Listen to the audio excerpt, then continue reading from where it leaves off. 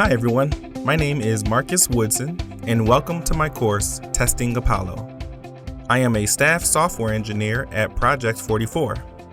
The GraphQL technology has been taking off over the past couple of years, and the Apollo framework is one of the most popular tools to use with GraphQL. This course is designed to teach you how to test your full-stack Apollo application.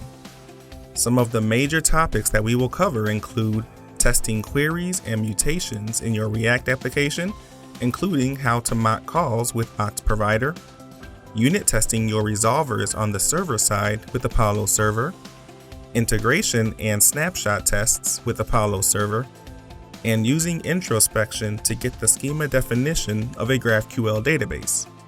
By the end of this course, you'll know how to properly test your Apollo client and your Apollo server application. Before beginning this course, you should be familiar with the basics of Apollo and GraphQL.